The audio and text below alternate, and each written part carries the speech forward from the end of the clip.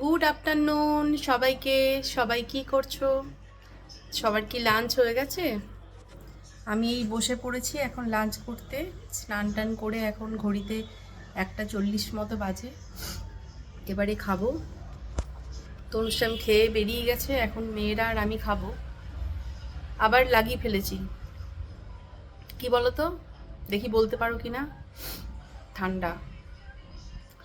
কাল থেকে আবার শুরু হয়ে গেছে গলায় ব্যথা। আগে না আমার একদমই ঠান্ডা লাগতো না, মানে বাড়িতে সবাই আমাকে দিয়ে এক্সাম্পল দিত যে আমার শরীর খারাপই হতো না, ঠান্ডাই লাগতো না। কিন্তু এখন কি হয়েছে, এই মানে আগের বছর থেকে এটা বেশি শুরু হয়েছে। ঠিক ওয়েদারটা চেঞ্জ হওয়ার সময়ই আমার একবার ঠান্ডা লাগবেই। এই যখন গরম থেকে শীতটা পড়ে তখন, আবার এই যখন শীতটা যায় গরম পড়বে তখন, মানে আমি যতই সাবধানে থাকি আমার ঠান্ডা লাগবেই। কাল থেকে শুরু হয়ে গেছে গলায় ব্যথা। কালকে শরীরটা একদম ভালো ছিল না, আজকেও তাই, কিছু খেতে ভালো লাগছে না। মাথাটা যেন একদম সবসময় একটা ধরে আছে, কীরকম একটা ভার হয়ে আছে, সর্দি করে গেছে ভেতরে ভেতরে। অথচ কোনো কিছু ঠান্ডা খাইনি, যে খুব মানে বাইরে কোথাও গেছি, বাড়িতেই রয়েছি, খুব যে স্নান করেছি বেশি জলে তাও না, কোনো কিছু ঠান্ডাও খাইনি, কোনো ঠান্ডা আইসক্রিম কোল্ড ড্রিঙ্কস কিচ্ছু না, তবুও ঠান্ডা লেগে গেল। কিছু করার নেই। যাই হোক, খেতে বসলাম।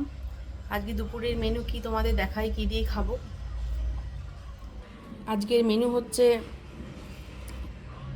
এটা লাস্টে বলি কি, এটা হচ্ছে চিংড়ি মাছ আলু দিয়ে বাটি চচ্চড়ি। এটা হচ্ছে এঁচোড়ের তরকারি। এটা হচ্ছে হাঁসের ডিম আলু দিয়ে পাতলা ঝোল। হাঁসের ডিম খেতে খুব ভালো লাগে।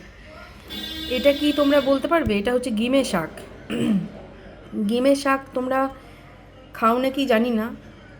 গিমের শাক খেতে খুব ভালো লাগে, বাচ্চারা খুব একটা ভালোবাসে না, কারণ এটা না তেতো তেতো হয়।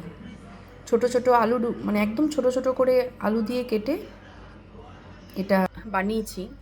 খেতে বেশ ভালোই লাগে, কিন্তু একটু তেতো লাগে বলে বাচ্চারা খুব একটা ভালোবাসে না খেতে।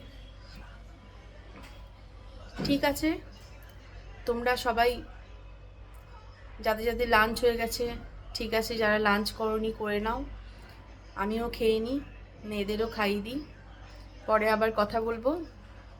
এখন টাটা।